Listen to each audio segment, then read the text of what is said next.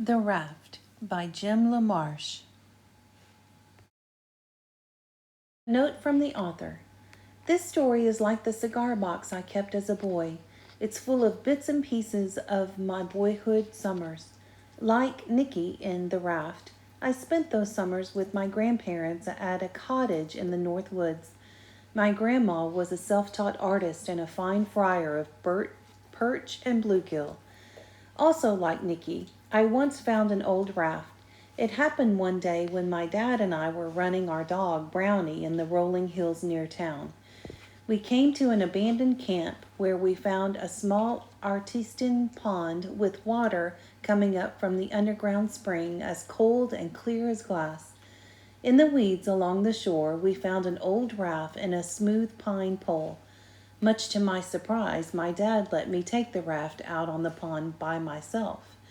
And again, like Nicky, I discovered the power of drawing and learned that when you draw something, you get closer to it and know it better. This story is about all of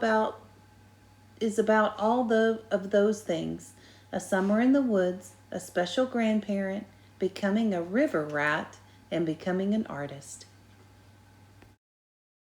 There's nobody to play with, I complained. She doesn't even have a TV. Dad grinned. Well, she's not your normal kind of grandma, I guess, he said.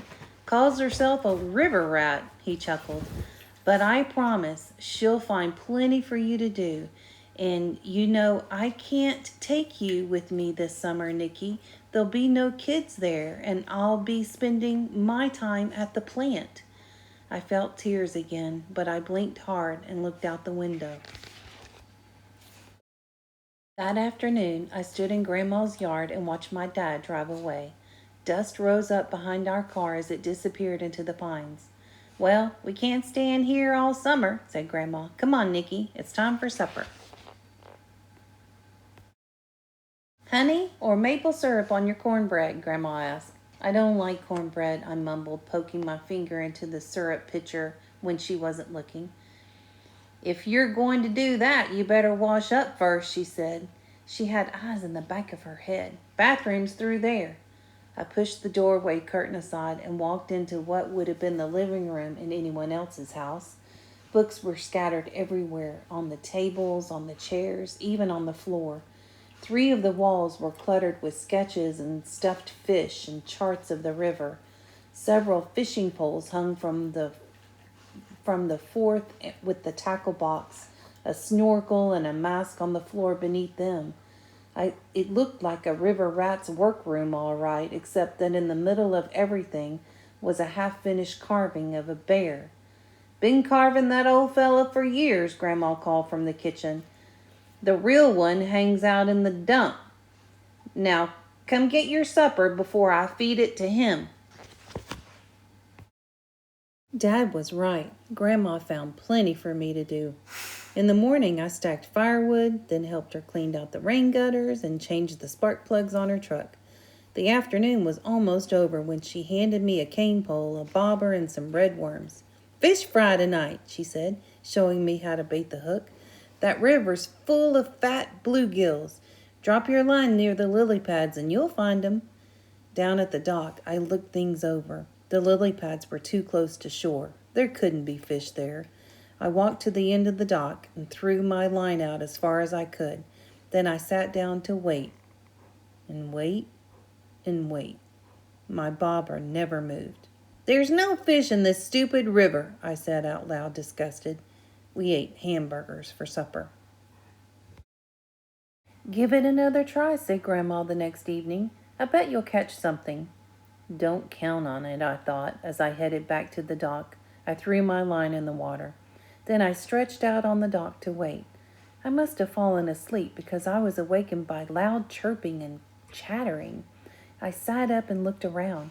A flock of birds was moving toward me along the river, hovering over something floating on the water. It drifted downstream closer and closer until finally it bumped against the dock. Though it was covered with leaves and branches, now I could tell that it was a raft. What was it doing floating down the river all by itself, I wondered. I reached down and pushed some of the leaves aside. Beneath them was a drawing of a rabbit. It looked like those ancient cave paintings I'd seen in books, just outlines but wild and fast and free. I cleaned away more leaves, and it was like finding presents under the Christmas tree. A bear, a fox, a raccoon, all with the wild look of the rabbit. Who had drawn them, I wondered? Where had the raft come from? I ran up to the cottage. Grandma was on the porch reading. "Do you have some rope I can use?" I asked. "In the shed, hon," she said. "Help yourself."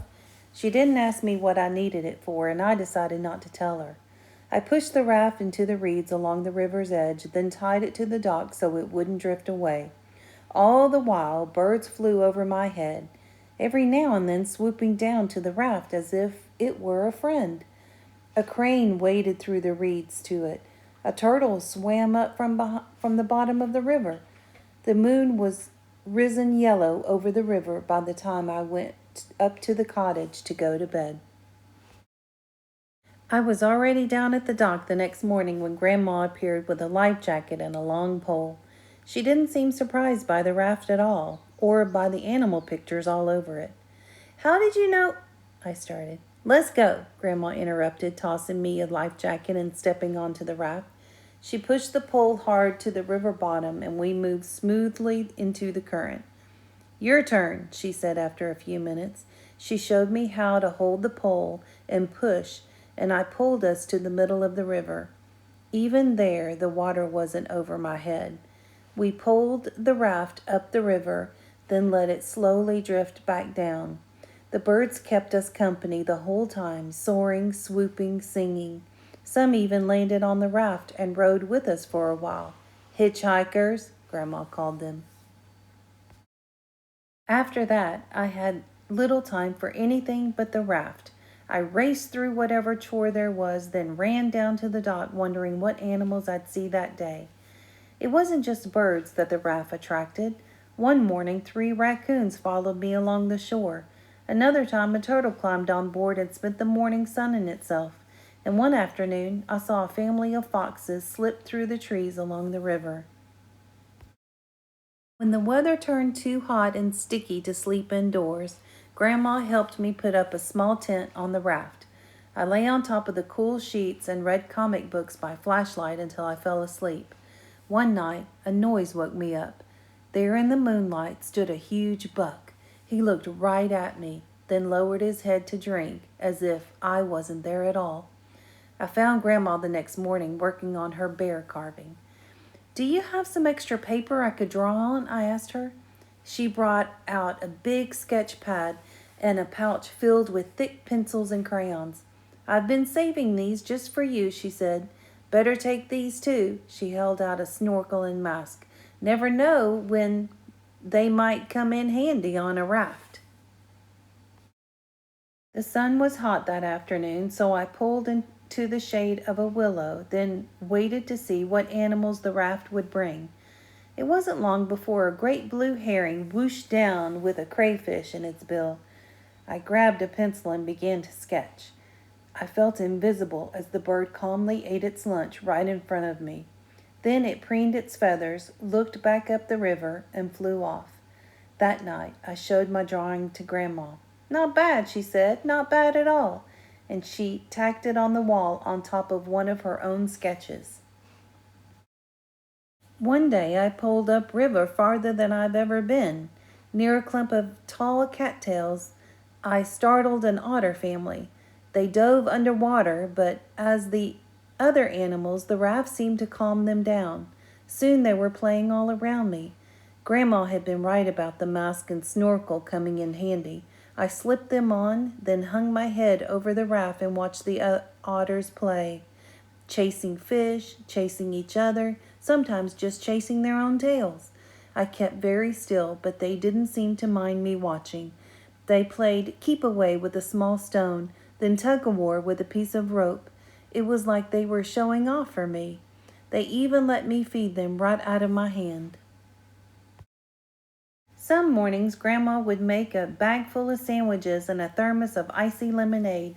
Then we put on our bathing suits, grab some towels and lawn chairs and an inner tube, and pull up river to her favorite swimming spot. I've come swimming here since I was a girl, she told me as we tied the raft to an old dock. The Marshalls used to live here, all 10 of them. What a herd of wild animals they were. While Grandma watched from the inner tube, I practiced my flying cannonballs. Then we'd eat our lunch, and she'd tell me stories about growing up on the river. My favorite was of the time she found a small black pearl inside a river clam. I still have it, she said. Somehow on the river, it seemed like summer would never end, but of course it did. On my last day, I got up extra early and crept down to the dock. The air was cool, and a low pearly fog hung over the river. I untied the raft and quietly drifted downstream. Ahead of me, through the fog, I saw 2 deer moving across the river, a doe and her fawn. When they reached the shore, the doe leaped easily up the steep bank, then turned to wait for her baby. But the fawn was in trouble. It kept slipping down the muddy bank. The doe returned to the water to help, but the more the fawn struggled, the deeper it got stuck in the mud. I pushed off the river bottom and drove the raft hard onto the muddy bank, startling the doe.